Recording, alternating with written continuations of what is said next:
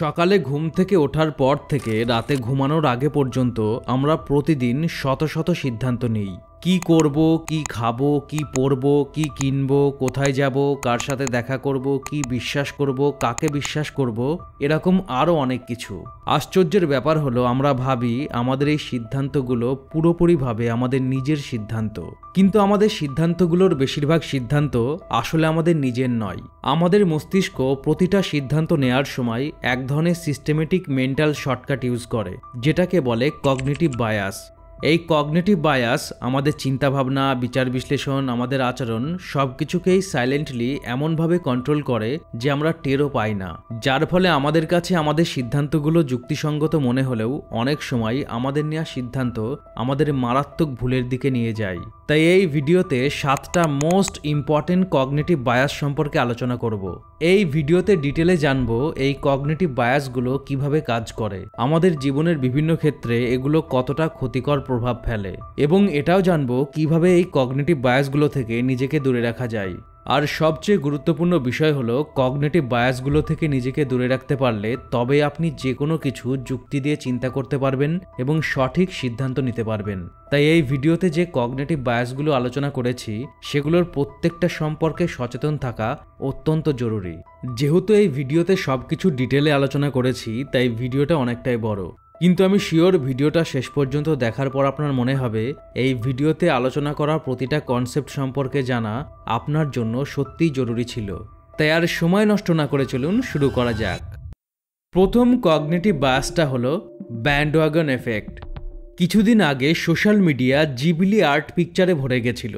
তারপর এলো গুগল জেমিনাইয়ের লাল শাড়ির ট্রেন্ড। এসব ছাড়াও বছর বছর আইফোনের লেটেস্ট ভার্সন কেনার হিটাহিটি।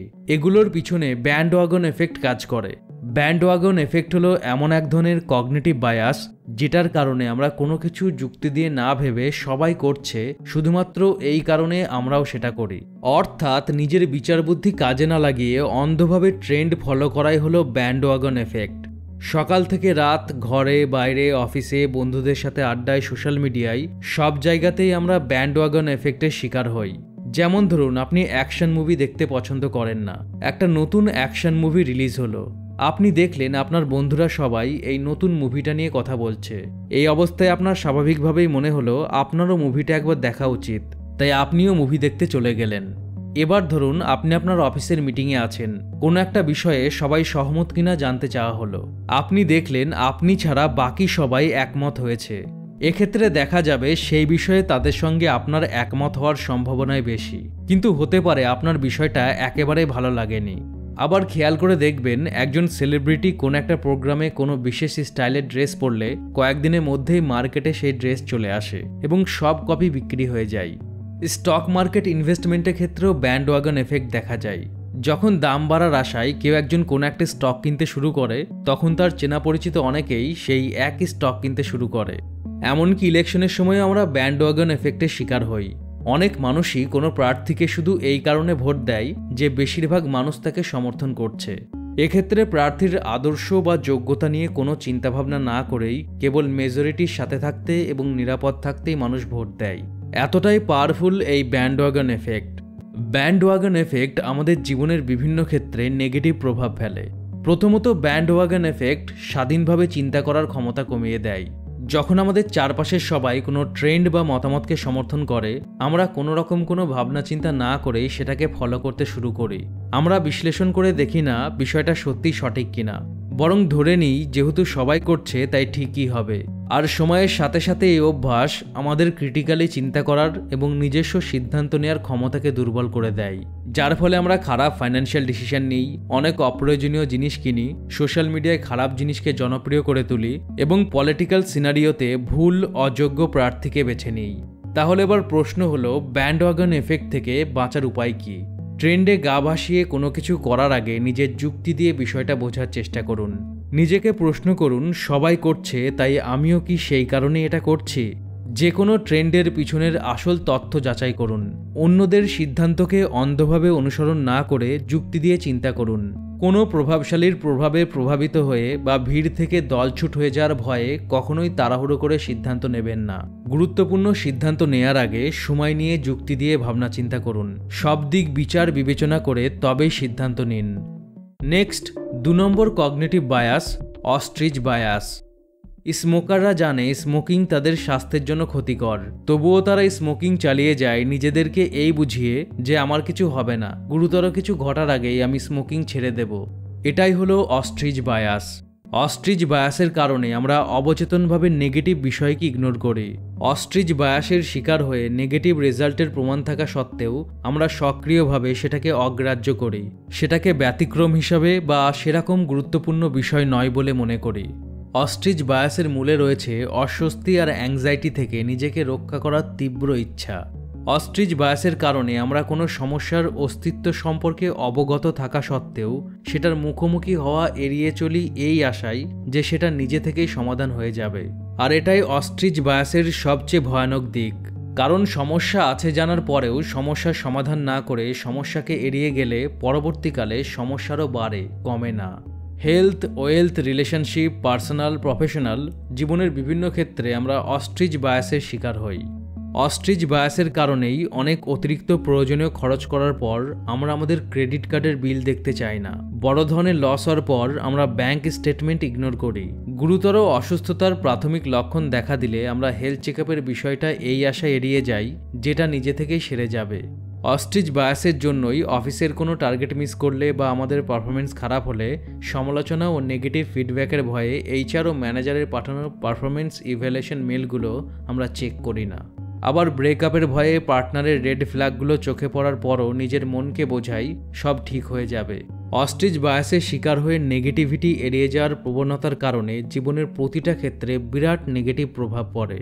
অতিরিক্ত অপ্রয়োজনীয় খরচ করার পর বা অনেক বেশি লস করার পর অ্যাংজাইটি থেকে মুক্তি পেতে ব্যাংক স্টেটমেন্ট না দেখলে শেষ পর্যন্ত আপনি খারাপ ফাইন্যান্সিয়াল ডিসিশন নেবেন। আপনাকে লেট ফি বা পেনাল্টি দিতে হবে, এমনকি আপনি হয়তো আরও বড় ধরনের ঋণের ফাঁদে জড়িয়ে পড়তে পারেন। আবার রোগ নির্ণয়ের ক্ষেত্রে বিলম্ব হলে পরিস্থিতি আরও খারাপ হতে পারে, ভবিষ্যতে ট্রিটমেন্ট আরও কমপ্লিকেটেড হতে পারে। প্রফেশনাল ক্ষেত্রে নেগেটিভ ক্রিটিসিজম এড়িয়ে যাওয়ার কারণে নিজের স্কিল ইমপ্রুভমেন্টের সুযোগ পাবেন না, যেটার কারণে হয়তো শেষমেশ আপনাকে চাকরিটা হারাতে হতে পারে। অস্ট্রিচ বায়াসের শিকার হয়ে সম্পর্কের ক্ষেত্রে রেড ফ্ল্যাগস বা খারাপ ইঙ্গিতগুলো অগ্রাহ্য করলে আপনাকে ইমোশনালি সাফার করতে হবে এবং সম্পর্কটাও আরও বেশি টক্সিক হয়ে উঠবে। আমাদের মস্তিষ্ক সবসময় আমাদের ইগোকে প্রোটেক্ট করে এবং আমাদের মানসিক চাপ কমাতে চায়, তাই নেগেটিভিটি এড়িয়ে গেলে স্বস্তি পাওয়া যায়, কিন্তু এই স্বস্তি সাময়িক সময়ের জন্যই পাওয়া যায়। আমরা অস্ট্রিচ বায়াসের শিকার হই তার প্রধান কারণ হলো সমস্যা সমাধান করার জন্য অ্যাকশন নেওয়ার চেয়ে সমস্যা এড়িয়ে যাওয়া অনেক সহজ। কিন্তু সমস্যা এড়িয়ে যাওয়ার প্রবণতাই সবচেয়ে বড় সমস্যা, যেটার সমাধান করা অত্যন্ত জরুরি। অস্ট্রিচ বায়াস থেকে নিজেকে দূরে রাখার জন্য সবার প্রথমে যেটা করতে হবে সেটা হলো স্বীকার করা। সমস্যা দেখে ইগনোর না করে নিজেকে বলতে হবে সমস্যা আছে, সমস্যা এড়িয়ে গেলে সেটা দূর হবে না, বরং সমস্যার মোকাবেলা করলে তবেই সেটা সমাধান করতে পারবো। অনেক সময় আমরা কোনো কাজ বা সমস্যা এড়িয়ে যাই কারণ সেটা আমাদের কাছে অনেক বেশি বড় মনে হয়। এক্ষেত্রে কোনো বড় কাজ বা সমস্যা ছোট ছোট স্টেপে ভাগ করুন। এটা করার পর দেখবেন সেটা আগের থেকে সহজ মনে হবে। নেগেটিভ ফিডব্যাক নিতে শিখুন। বেশিরভাগ মানুষ অন্যের কাছ থেকে নিজের ভুল শুনতে চায় না, কারণ এটা নিজের আত্মসম্মানে আঘাত দেয়। কিন্তু কনস্ট্রাকটিভ ক্রিটিসিজম উন্নতির সিঁড়ি তৈরি করে। যেমন অফিসের বস বা সহকর্মীরা আপনার সমালোচনা করলে তাদের জিজ্ঞেস করুন আপনি কোন জায়গায় নিজেকে আরও বেটার করতে পারেন। যখন কোনো কিছু এড়িয়ে যেতে ইচ্ছে হবে তখন এক মুহূর্ত থেমে ভাবুন আমি এটা কেন এড়িয়ে যাচ্ছি। ভয়, লজ্জা, অস্বস্তি না অ্যাংজাইটি, কোন কারণে আমি এটা এড়িয়ে যাচ্ছি। এটা করলে আপনি আপনার আবেগকে চিনতে পারবেন আর তখন আপনি আরও লজিক্যালি সিদ্ধান্ত নিতে পারবেন। আবার যদি দেখেন আপনি কোনো একটা বিষয় বারবার এড়িয়ে যাচ্ছেন, সেক্ষেত্রে বিষয়টা এমন একজনকে বলুন যে আপনাকে বিষয়টা বারবার মনে করিয়ে দেবে। যেমন আপনার ফিটনেস গোল বা ফাইন্যান্সিয়াল গোলসের কথা আপনার বন্ধুকে বলতে পারেন, সে বারবার আপনার প্রোগ্রেস জানতে চাইবে। এতে করে আপনার মধ্যে অ্যাকাউন্টেবিলিটি বা দায়বদ্ধতা তৈরি হবে। অস্ট্রিচ বায়াস থেকে বাঁচতে সঙ্গে সঙ্গে কাজ শুরু করার অভ্যাস তৈরি করুন। যেমন নেগেটিভ মেল রিপ্লাই করা, বিল দেখা বা আনকমফোর্টেবল মেসেজের উত্তর দেওয়া। এই ছোট ছোট অস্বস্তিকর কাজগুলো সাথে সাথেই মিটিয়ে ফেলুন। এতে আপনার ব্রেনে সিগন্যাল যাবে সমস্যা মোকাবেলা করা বিপজ্জনক নয়। আর সবচেয়ে গুরুত্বপূর্ণ বিষয়টা হলো নিয়মিত সেলফ রিভিউ বা আত্মপর্যালোচনা করুন।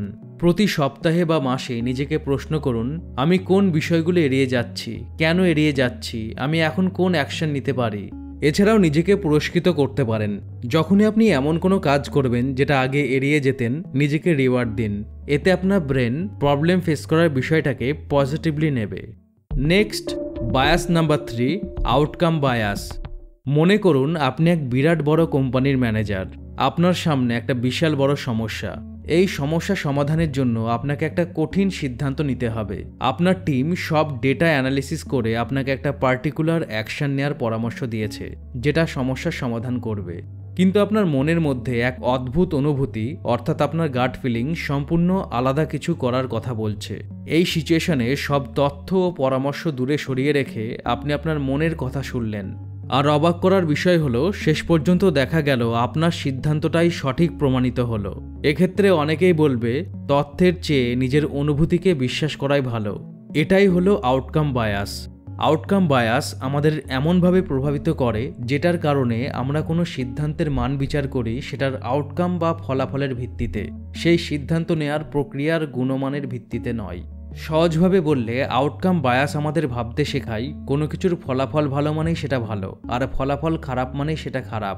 যেমন জটিল অপারেশন করার পর পেশেন্ট বেঁচে গেলে আমরা সার্জেনের প্রশংসা করি, কিন্তু অপারেশনের পর পেশেন্ট মারা গেলে সেই একই সার্জেন আমাদের কাছে খারাপ হয়ে যায়। আবার একজন কোচের রিস্কি স্ট্র্যাটেজি ফলো করে টিম ম্যাচ জিতলে সেই কোচ আমাদের কাছে হয়ে যান জিনিয়াস কোচ। কিন্তু টিম ম্যাচ হেরে গেলে আমরা সেই একই কোচের সমালোচনা করতে শুরু করে দিই। আবার একজন ইনভেস্টর কোনো রিসার্চ ছাড়াই কোনো কোম্পানির শেয়ার কেনার পর ভাগ্য ভালো থাকায় সেই শেয়ারের দাম অনেক বেড়ে গেলে সবার কাছে তিনি ইন্টেলিজেন্ট ইনভেস্টর। কিন্তু অন্য একজন একইভাবে রিসার্চ না করে শেয়ার কিনে অনেক বেশি লস করলে আমরা তাকে নির্বোধ বলি। তাই কোনো জিনিসের ফলাফল ভালো হলেই জিনিসটা ভালো, আর ফলাফল খারাপ হলেই জিনিসটা খারাপ, এই ধারণাটা খুবই ঝুঁকিপূর্ণ। কারণ যুক্তি, প্রমাণ ও বিশ্লেষণের উপর ভিত্তি করে নেওয়া সিদ্ধান্তও অনেক সময় ব্যর্থ হতে পারে, কারণ সবকিছু আমাদের নিয়ন্ত্রণে থাকে না। আবার অনেক সময় একেবারে ঝুঁকিপূর্ণ, কেবল অনুভূতির উপর নির্ভর করে নেওয়া কোনো সিদ্ধান্তও কেবলমাত্র ভাগ্যের জোরে সফল হতে পারে, যদিও সেক্ষেত্রে সামান্য এদিক ওদিক হলেই ফল ভয়ানক হতে পারে। তাই আউটকাম বায়াসের শিকার হয়ে শুধুমাত্র ফলাফলের ভিত্তিতে কোনো সিদ্ধান্ত বিচার করা একেবারেই ভুল, এবং এটা আমাদের চিন্তাভাবনায় অনেক বেশি নেগেটিভ প্রভাব ফেলে। আউটকাম বায়াস কোনো কিছুতে আমাদের ভালো ফলাফলকে ভালো সিদ্ধান্তের সঙ্গে এবং খারাপ ফলাফলকে খারাপ সিদ্ধান্তের সঙ্গে ম্যাচ করে, যার ফলে আমরা আমাদের ঝুঁকিপূর্ণ ভুল সিদ্ধান্তগুলোকে বুদ্ধিমানের সিদ্ধান্ত বলে ধরে নিই এবং বারবার এই একই রকম সিদ্ধান্ত নেওয়ার চেষ্টা করি। এটাই পরবর্তীকালে আমাদের চরম বিপদে ফেলতে পারে। আউটকাম বায়াসের কারণে ভুল কাজে আমাদের অতিরিক্ত আত্মবিশ্বাস তৈরি হয়। যেমন কেউ জুয়াতে বারবার জিতলে এটাকে তার দক্ষতার ফল ধরে নেয় এবং এটাতে তার আত্মবিশ্বাস বেড়ে যায়, কিন্তু সময়ের সাথে সাথে এটা তাকে বড় ধরনের আর্থিক ক্ষতির দিকে নিয়ে যেতে পারে।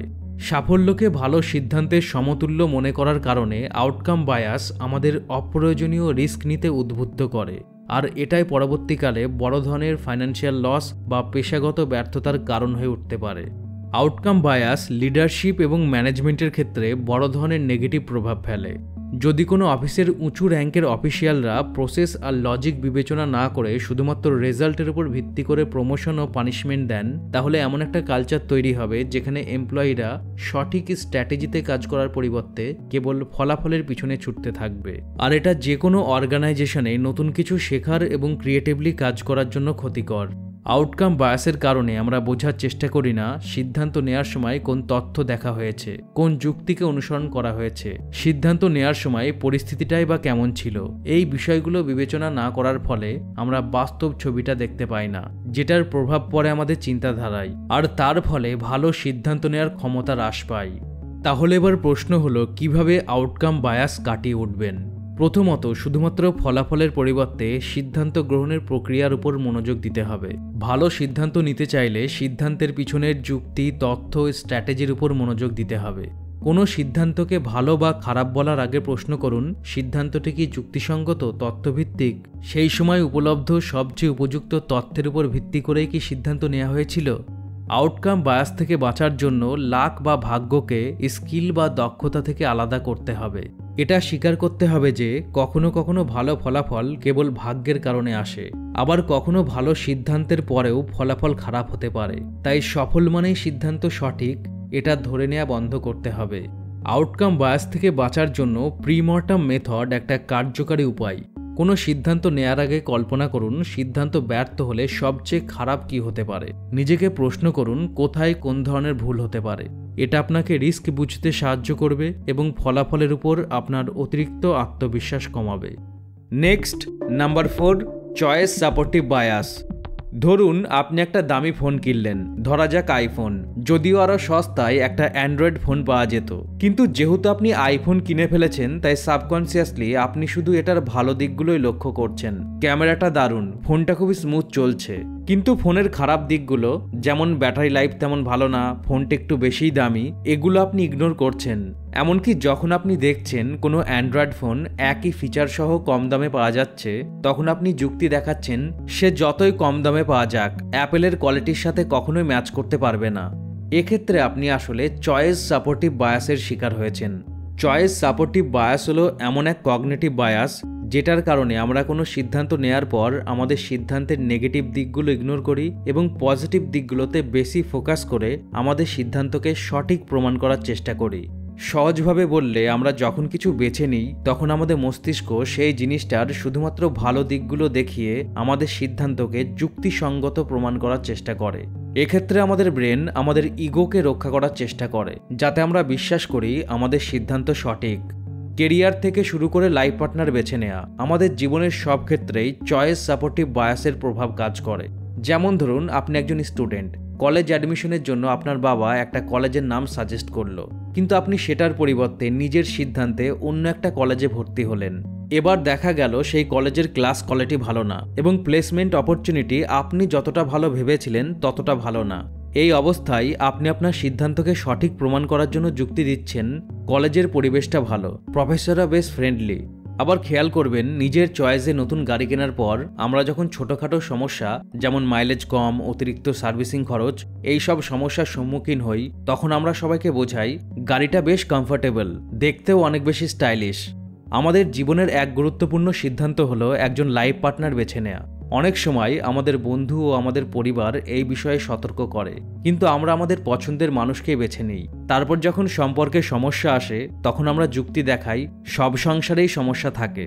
আবার খেয়াল করবেন, নিজের পছন্দের রেস্টুরেন্টে খাবার খেতে যাওয়ার পর যখন দেখি সেখানকার খাবার অ্যাভারেজ কোয়ালিটির, তখন আমরা যুক্তি দেখাই রেস্টুরেন্টের অ্যাম্বিয়েন্সটা ভালো ছিল, খাবারের জন্য আমাদের বেশিক্ষণ অপেক্ষা করতে হয়নি। আসলে আমরা এরকম করি যাতে কেউ আমাদের চয়েসকে প্রশ্ন করতে না পারে এবং আমরা আমাদের চয়েসকে সঠিক প্রমাণ করতে পারি। চয়েস সাপোর্টিভ বায়াস আমাদের সিদ্ধান্ত নেওয়ার ক্ষমতা, শেখার অভ্যাস এবং বাস্তবতা বোঝার ক্ষমতার উপর অনেক বেশি নেগেটিভ প্রভাব ফেলে। চয়েস সাপোর্টিভ বায়াস আমাদের ভুল সিদ্ধান্তকে সঠিক মনে করায়, যে কারণে আমরা কোনো জিনিসের শুধুমাত্র ভালো দিকগুলো দেখি আর খারাপ দিকগুলো পুরোপুরি এড়িয়ে যাই। এটাই চয়েস সাপোর্টিভ বায়াসের সবচেয়ে খারাপ দিক। চয়েস সাপোর্টিভ বায়াসের কারণে যেহেতু আমরা নিজের সিদ্ধান্তের ভুল স্বীকার করি না, তার ফলে ভবিষ্যতে একই ধরনের ভুল সিদ্ধান্ত নেওয়ার সম্ভাবনা বাড়ে।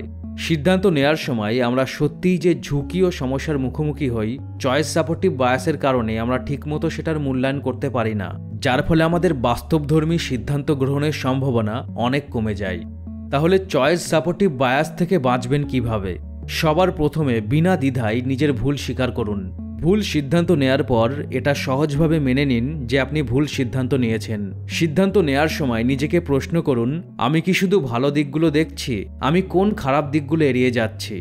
সিদ্ধান্ত নেয়ার আগে বিভিন্ন অপশনগুলো তুলনা করুন। যেমন ফোন বা গাড়ি কেনার সময় বিভিন্ন ব্র্যান্ড ও বিভিন্ন মডেলের সুবিধা অসুবিধা তুলনা করুন। এই তুলনা নিজের সিদ্ধান্তকে অতিরিক্ত ভালো মনে করার প্রবণতা কমাবে। বন্ধু, পরিবার বা বিশেষজ্ঞদের মতামত নিন। বাইরের দৃষ্টিভঙ্গি বায়াস কমাতে সাহায্য করে, কারণ অন্য কেউ আপনার সিদ্ধান্তের অতিরিক্ত প্রশংসা করবে না। নিজের সিদ্ধান্ত এবং তার ফলাফল লিখে রাখুন। লেখার ফলে ইনফরমেশন আর ইমোশন আলাদা করে বিশ্লেষণ করা সহজ হয়।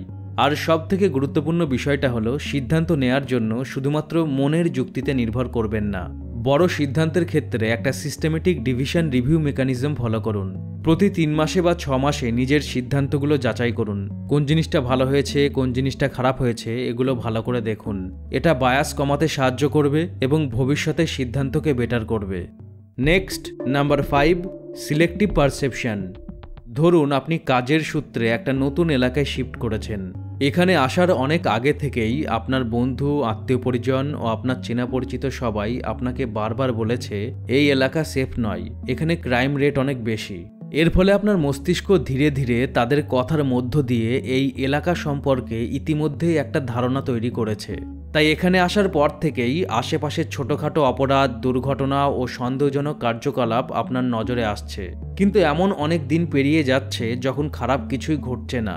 এমনকি এখানকার প্রশাসনের পক্ষ থেকে স্থানীয় নিরাপত্তার জন্য উদ্যোগ নেওয়া হচ্ছে। মানুষের মধ্যে শান্তি ও সম্প্রীতি বৃদ্ধির জন্য বিভিন্ন ধরনের প্রোগ্রাম চলছে। কিন্তু এগুলো কিছুই আপনার চোখে পড়ছে না। এগুলো আপনি ইগনোর করছেন। এগুলো আপনার কাছে অপ্রয়োজনীয় মনে হচ্ছে। এর প্রধান কারণ হলো আপনার মধ্যে অলরেডি এই এলাকা সম্পর্কে যে ধারণা তৈরি হয়ে আছে সেটার সাথে এগুলো ম্যাচ করছে না। এরপর দেখা গেল সময়ের সাথে সাথে আপনার সিলেক্টিভ মাইন্ডসেটের কারণে আপনার প্রাথমিক বিশ্বাস এতটাই শক্তিশালী হয়ে উঠল যে আপনার কাছে এই এলাকা বাস্তবের চেয়ে বেশি বিপজ্জনক মনে হচ্ছে। যদিও বাস্তবে হয়তো এলাকাটা ততটা খারাপ নয় যতটা আপনি ভাবছেন। এটাই হলো সিলেক্টিভ পারসেপশন। সিলেক্টিভ পারসেপশন হলো এমন এক কগনিটিভ বায়াস যেটার কারণে মানুষ কোনো বিষয়কে তার মধ্যে অলরেডি যে বিশ্বাস, রুচি ও অভিজ্ঞতা আছে সেটার ভিত্তিতে বোঝার চেষ্টা করে। এক্ষেত্রে আমাদের মস্তিষ্ক এমনভাবে প্রোগ্রামড হয় যে আমরা সেই তথ্যকে বেশি গুরুত্ব দিই যেটা আমাদের চিন্তাভাবনার সাথে মেলে, আর যেটা আমাদের চিন্তাভাবনার সাথে মেলে না আমরা সেটা ইগনোর করি। যেমন যদি আপনি ফাস্ট ফুড পছন্দ করেন তাহলে যে কোনো জায়গায় ফাস্ট ফুড সম্পর্কিত অ্যাড, আর্টিকেল বা সোশ্যাল মিডিয়া পোস্ট সহজেই আপনার চোখে পড়বে। কিন্তু হেলদি খাবারের অ্যাড, আর্টিকেল ও সোশ্যাল মিডিয়া পোস্ট আপনার চোখের সামনে থাকলেও আপনি পুরোপুরি ইগনোর করে যাবেন। আবার যদি আপনি অ্যাপেলের প্রোডাক্ট পছন্দ করেন তাহলে আইফোনের পজিটিভ রিভিউ সহজে আপনার নজর কাড়বে, আর আইফোনের নেগেটিভ রিভিউ আপনি এড়িয়ে যাবেন। এমনকি অ্যাপেলের কম্পিটিটর প্রোডাক্ট যেমন অ্যান্ড্রয়েড ফোন হয়তো আপনার চোখেও পড়বে না। সিলেক্টিভ পারসেপশনের কারণে আমাদের ফেভারিট সেলিব্রিটিদের সাকসেস ও অ্যাচিভমেন্ট আমাদের চোখে পড়ে, কিন্তু তাদের কোনো কেলেঙ্কারি ও কন্ট্রোভার্সিকে আমরা তুচ্ছ বা কম গুরুত্বপূর্ণ মনে করে ইগনোর করি। সিলেক্টিভ পারসেপশনের জন্যই সোশ্যাল মিডিয়ায় স্ক্রল করতে করতে আমাদের আঙুল সেই পোস্টে থামে যেটা আমাদের রুচি, বিশ্বাস ও হিউমারের সঙ্গে ম্যাচ করে, আর যেটা ম্যাচ করে না আমরা সেটা স্ক্রল করে চলে যাই, এমনকি যদি সেটা আমাদের জন্য গুরুত্বপূর্ণ হয় তবুও।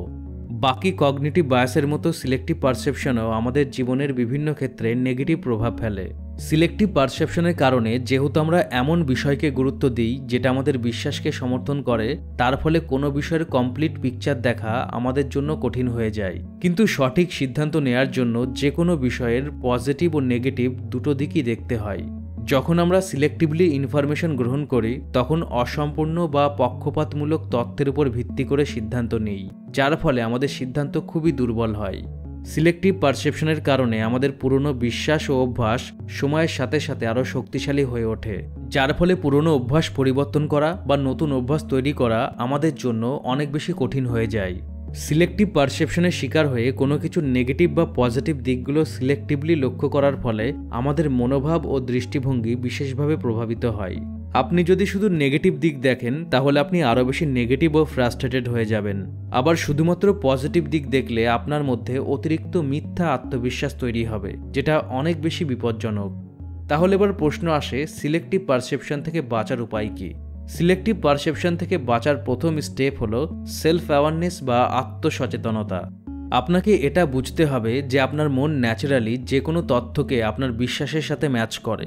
এই আত্মসচেতনতাই অটোমেটিকলি শুধুমাত্র নিজের চিন্তাভাবনার সাথে ম্যাচ করা তথ্য গ্রহণ করার আগে আপনাকে থামিয়ে তথ্য বিচার বিবেচনা করতে সাহায্য করবে। আপনাকে ইচ্ছাকৃতভাবে এমন তথ্য খুঁজতে হবে যেটা আপনার বিশ্বাসকে চ্যালেঞ্জ করে। যেমন আপনি যদি কোনো নির্দিষ্ট ব্র্যান্ড পছন্দ করেন তবে শুধুমাত্র সেটার পজিটিভ রিভিউ দেখার পরিবর্তে নেগেটিভ রিভিউ দেখুন। যদি কোনো বিষয়ে আপনার স্ট্রং ওপিনিয়ন থাকে তবে সেই বিষয়ে বিপরীত দৃষ্টিভঙ্গিও দেখুন, এটা আপনার দৃষ্টিভঙ্গিকে বড় করবে। অন্যদের সঙ্গে কথা বলার সময় মন দিয়ে শুনুন, কথা শোনার আগেই নিজের উত্তর প্ল্যান করবেন না। সবসময় নিজের মতামত প্রতিষ্ঠা করার পরিবর্তে সামনের মানুষের দৃষ্টিভঙ্গি বোঝার চেষ্টা করতে হবে। ইনফরমেশনের সোর্স বড় করতে হবে। কোনো কিছুতে সিদ্ধান্তে পৌঁছানোর আগে বিভিন্ন সোর্স থেকে সেই বিষয়ে অ্যাভেলেবেল ইনফরমেশন দেখুন, এমনকি যেগুলো আপনার পছন্দের সাথে মিলবে না সেগুলো দেখতে হবে। যে কোনো বিষয় ভিন্ন ভিন্ন দৃষ্টিভঙ্গিতে বোঝার মাধ্যমে বায়াসনেস কমবে এবং ভবিষ্যতে আপনার বিচার ক্ষমতা উন্নত হবে। Next, number 6, blind spot bias. প্রত্যেক বাবা মা এটা বিশ্বাস করে যে তারা সবসময় তাদের সন্তানের জন্য যেটা বেস্ট সেটার কথা মাথায় রেখে সিদ্ধান্ত নেয়, হোক সেটা শিক্ষা, স্বাস্থ্য, কেরিয়ার বা লাইফ পার্টনারের জন্য সিদ্ধান্ত নেওয়া। প্রত্যেক বাবা মা সন্তানের জন্য সিদ্ধান্ত নেওয়ার ক্ষেত্রে তাদের বিচার শক্তির উপর আস্থা রাখে এবং তারা মনে করে তাদের নেওয়া প্রতিটা সিদ্ধান্ত ন্যায্য, যুক্তিসঙ্গত এবং সত্যিই তাদের সন্তানের জন্য বেস্ট। কিন্তু যখন তারা অন্য বাবা মাদের তাদের মতোই একই আচরণ করতে দেখে তখন তাদের এটাকে বেশি বেশি এবং অযৌক্তিক মনে হয়। যেমন কোনো বাবা মা যখন পড়াশোনার জন্য সন্তানকে একটু বকাবকি করে তখন সেটাকে তারা সন্তানের জন্য ভালো চাওয়া হিসেবে দেখে, কিন্তু যখন অন্য বাবা মায়েরা এই একই কাজ করে তখন তাদের এটাকে টর্চার মনে হয়। আবার কোনো বাবা মা যখন সন্তানকে একটু বেশি আদর করে তখন সেটাকে তারা বলে ভালোবাসা, স্নেহ, কিন্তু যখন অন্য বাবা মায়েরা এই একই কাজ করে তখন তাদের এটাকে আধিক্যতা মনে হয়। এটাই হলো blind spot bias. Blind spot bias এমন এক কগনিটিভ বায়াস যেটার কারণে আমরা অন্যদের পক্ষপাত বা ভুল সহজেই খুঁজে পাই, কিন্তু নিজের মধ্যে সেই ভুলটা দেখতে পাই না। অন্যভাবে বললে, ব্লাইন্ড স্পট বায়াসের কারণে আমরা মনে করি আমরা গড় মানুষের চেয়ে লেস বায়াসড বা কম পক্ষপাত দুষ্ট। আসলে এক্ষেত্রে যেটা ঘটে সেটা হলো ব্লাইন্ড স্পট বায়াসের কারণে আমরা এটা ধরে নিই যে আমাদের জাজমেন্ট সবসময় ন্যায্য, যুক্তিসঙ্গত এবং তথ্যভিত্তিক, আর আমরা ছাড়া অন্যরা সবাই ব্যক্তিগত অনুভূতি ও বাইরের প্রভাব দ্বারা প্রভাবিত। আমাদের দৈনন্দিন জীবনের বিভিন্ন ক্ষেত্রে আমরা ব্লাইন্ড স্পট বায়াসের শিকার হই। যেমন ধরুন, আপনার মতে আপনি একজন চমৎকার ড্রাইভার, আপনার মতে আপনি সবসময় ট্রাফিক রুলস মেনে চলেন, কিন্তু যখন কেউ লেন কাট করে বা ওভার স্পিডে গাড়ি চালায় তখন আপনি মনে করেন কি অদ্ভুত ড্রাইভার, অথচ দেখা যায় যে আপনি নিজেও মাঝে মাঝে এমন কাজ করেন। আবার আপনি যখন অফিসে প্রমোশন পান তখন আপনি ভাবেন আপনি আপনার হার্ডওয়ার্ক ও ভালো পারফরমেন্সের জন্য প্রমোশন পেয়েছেন, কিন্তু যখন আপনার কোনো কলিগ প্রমোশন পায় তখন আপনি ধরে নেন হয় সে তেল মেরে প্রমোশন পেয়েছে, না হয় তার লাক ভালো তাই সে প্রমোশন পেয়েছে। আবার আপনি সোশ্যাল মিডিয়ায় স্ক্রল করতে করতে যখন কাউকে অতিরঞ্জিত এবং বিভ্রান্তিমূলক পোস্ট শেয়ার করতে দেখেন তখন আপনি মনে করেন মানুষ অনেক বোকা তাই সহজে এসব বিশ্বাস করে, অথচ হয়তো আপনি নিজেও এমন পোস্ট ফলো ও শেয়ার করেন যেগুলো আপনার বিশ্বাসের সাথে ম্যাচ করে। ব্লাইন্ড স্পট বায়াসের শিকার হয়ে নিজের ভুল দেখতে না পারার কারণে জীবনের বিভিন্ন ক্ষেত্রে নেগেটিভ প্রভাব পড়ে। যখন আমরা মনে করি আমি সবসময় ঠিক, আমি কখনো ভুল করতে পারি না, তখন আমরা নিজেকে অতিরিক্ত মূল্যায়ন করি, যে কারণে আমাদের ব্যক্তিগত পছন্দ, আবেগ ও অতীত অভিজ্ঞতা যে আমাদের সিদ্ধান্তকে প্রভাবিত করতে পারে আমরা সেটা বুঝতে ব্যর্থ হই, যার ফলে ভুল সিদ্ধান্ত নেওয়ার সম্ভাবনা অনেক বেড়ে যায়। ব্লাইন্ড স্পট বায়াসের কারণে যেহেতু আমরা আমাদের নিজের ভুল দেখতে পাই না তাই সেলফ ইমপ্রুভমেন্ট ও লার্নিংয়ের কোনো সুযোগ থাকে না। ব্লাইন্ড স্পট বায়াস সম্পর্কের ক্ষতি করে, নিজেদের মধ্যে ভুল বোঝাবুঝির সৃষ্টি করে এবং সহকর্মী, বন্ধু, আমাদের পরিবারের প্রতি আমাদের মধ্যে নেগেটিভ অ্যাটিটিউড তৈরি করে। ব্লাইন্ড স্পট বায়াস আমাদের পরিচিত ধাঁচের মধ্যে আটকে রাখে, যেটা আমাদের দৃষ্টিভঙ্গিকে সংকীর্ণ করে এবং অ্যাডাপ্টেবিলিটি বা অভিযোজন ক্ষমতাকে সীমিত করে। তাই ভালো সিদ্ধান্ত নেওয়ার জন্য, হেলদি রিলেশনশিপ গড়ে তোলার জন্য এবং পার্সোনাল গ্রোথের জন্য ব্লাইন্ড স্পট বায়াসের ফাঁদ থেকে বেরিয়ে আসা অত্যন্ত জরুরি। ব্লাইন্ড স্পট বায়াস কাটিয়ে ওঠার প্রথম ধাপ হলো আত্মসচেতনতা। বিনা সংকোচে এটা স্বীকার করতে হবে যে আমরা সবাই পক্ষপাতের প্রতি সংবেদনশীল। নিজেকে মনে করিয়ে দিতে হবে আমি সবসময় সঠিক, আমি কোনো ভুল করি না, এই ভাবনাটাই সবচেয়ে বড় ভুল। নিজের দৃষ্টিভঙ্গি বড় করতে হবে।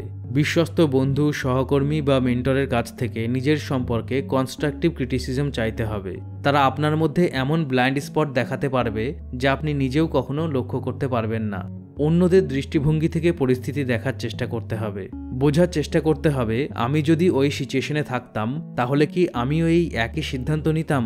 আসলে বায়াস তখনই দেখা যায় যখন আমরা তাড়াহুড়োই সিদ্ধান্ত নিই। তাই গুরুত্বপূর্ণ সিদ্ধান্ত নেওয়ার আগে থামুন, তথ্য সংগ্রহ করুন এবং সেই তথ্য বিশ্লেষণ করুন, তারপর সিদ্ধান্ত নিন। Next and last cognitive bias, over confidence bias.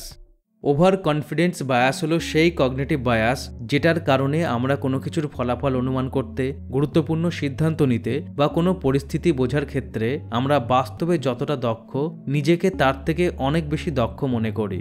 Over confidence bias তখন দেখা যায় যখন আমরা নিজের জাজমেন্টের উপর অত্যাধিক নির্ভর করি। ওভার কনফিডেন্স সাধারণত অতীতের সাফল্য থেকে আসে, যা আমাদের নিজেদেরকে অত্যাধিক সাহসী মনে করায়, কিন্তু এই অতিরিক্ত আত্মবিশ্বাসী পরবর্তীকালে বিপদের কারণ হয়ে দাঁড়ায়। যেমন ধরুন, আপনি অনেক বছর ধরে গাড়ি চালাচ্ছেন এবং কখনো কোনো অ্যাক্সিডেন্টের সম্মুখীন হননি।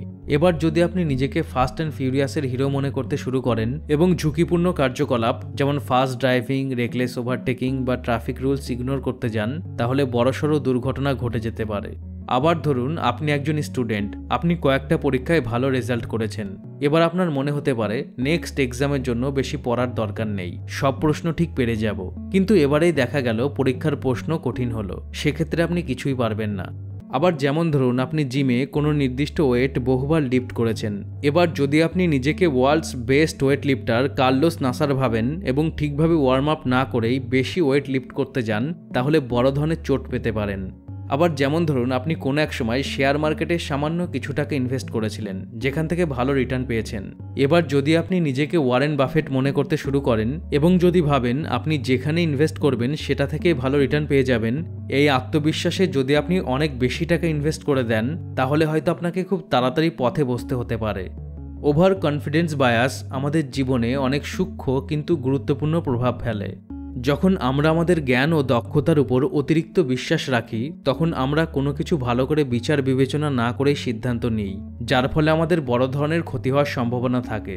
অতিরিক্ত আত্মবিশ্বাস আমাদের অপ্রয়োজনীয় রিস্ক নিতে প্ররোচিত করে। ওভার কনফিডেন্স বায়াসের কারণে আমাদের আত্মবিশ্বাস এতটাই বেড়ে যায় যে আমরা অন্যদের পরামর্শ পুরোপুরিভাবে ইগনোর করি, কারণ আমরা মনে করি আমি যথেষ্ট জানি। এই অতিরিক্ত আত্মবিশ্বাসের ফলে নতুন কোনো স্কিল শেখা বা নিজেকে উন্নত করার পথ আমাদের জন্য পুরোপুরি বন্ধ হয়ে যায়। অতিমাত্রায় আত্মবিশ্বাসের কারণে আমরা কোনো সমস্যা সঠিকভাবে মূল্যায়ন করি না এবং যথাযথ প্ল্যানিং ছাড়াই কাজ করতে শুরু করি, যেটা ব্যর্থতার সম্ভাবনা অনেক গুণ বাড়িয়ে দেয়। তাই ওভার কনফিডেন্স বায়াস থেকে নিজেকে দূরে রাখা অনেক বেশি জরুরি। ওভার কনফিডেন্স বায়াস দূর করার জন্য সিদ্ধান্ত নেওয়ার সময় শুধু নিজের অনুভূতি এবং অতীতের সাফল্যের উপর নির্ভর না করে তথ্য, প্রমাণ ও যুক্তি দিয়ে বিশ্লেষণ করতে হবে। যারা কোনো বিষয়কে ভিন্নভাবে দেখে তাদের সঙ্গে কথা বলতে হবে। তারা হয়তো এমন দিকগুলো তুলে ধরবে যেগুলো আপনি হয়তো মিস করে যাচ্ছেন। এমন ঘটনা থেকে শিক্ষা নিতে হবে যেখানে আপনি অতিরিক্ত আত্মবিশ্বাস দেখিয়েছেন আর ভুল হয়েছে। মনে রাখতে হবে, আমরা কেউই আমাদের ভবিষ্যৎ 100% নিশ্চিতভাবে অনুমান করতে পারি না। তাই কোনো কিছুর ফলাফল নিশ্চিত বলে ধরে নেওয়ার পরিবর্তে সম্ভবত দৃষ্টিকোণ থেকে চিন্তা করুন। সবসময় কৌতূহলী থাকুন এবং নিয়মিতভাবে নিজের নলেজ আপডেট করুন। আত্মবিশ্বাস ও সাবধানতার মধ্যে ব্যালেন্স রাখুন। নিজের ওপর অবশ্যই বিশ্বাস রাখুন, কিন্তু তথ্য যাচাই করুন, ফিডব্যাক শুনুন এবং অনিশ্চয়তার প্রতি সচেতন থাকুন। তো এই পুরো আলোচনা থেকে বুঝতে পারলেন, আমরা ভাবি আমরা নিজেরাই সিদ্ধান্ত নিচ্ছি, কিন্তু বাস্তবে কগনিটিভ বায়াস পর্দার আড়াল থেকে আমাদের সিদ্ধান্তকে কন্ট্রোল করে। তবে কগনিটিভ বায়াসকে পরাজিত করে নিজের সিদ্ধান্তের কন্ট্রোল নিজের হাতে নেওয়া সম্ভব, কিন্তু সেটা রাতারাতি সম্ভব নয়। তবে এখন যেহেতু আপনি কগনিটিভ বায়াসগুলো সম্পর্কে জানেন, তাই আপনি সচেতনভাবে এগুলোকে ধরতে পারবেন, বুঝতে পারবেন এবং ধীরে ধীরে এগুলোর প্রভাব থেকে নিজেকে মুক্ত করতে পারবেন। তাই পরের বার কোনো সিদ্ধান্ত নেওয়ার আগে একটু থামুন এবং নিজেকে প্রশ্ন করুন, আমি কি নিজের বিচার বুদ্ধিতে সিদ্ধান্ত নিচ্ছি নাকি কোনো বায়াস দ্বারা প্রভাবিত হয়ে সিদ্ধান্ত নিচ্ছি। যদি জানতে চান আমাদের মস্তিষ্কের হিডেন ট্র্যাপগুলো কিভাবে আমাদের চিন্তাভাবনা ও সিদ্ধান্তকে কন্ট্রোল করে, তাহলে এই ভিডিওটা দেখতে পারেন। আর আজকের ভিডিওটা কেমন লাগলো কমেন্ট করে জানান। ভিডিওটা একটু হেল্পফুল মনে হলে ভিডিওটা অবশ্যই লাইক ও শেয়ার করুন। আর যদি অনলি ফিউ মিনিট প্রথমবারের জন্য দেখছেন, তাহলে অবশ্যই অনলি ফিউ মিনিটের ইউটিউব চ্যানেল সাবস্ক্রাইব করুন এবং ফেসবুক ও ইনস্টাগ্রাম পেজ ফলো করুন। আমি শাকিল, এতক্ষণ ছিলাম আপনার সাথে। ভালো থাকুন, সুস্থ থাকুন, অনলি ফিউ মিনিট দেখতে থাকুন। Thanks for watching, have a good day.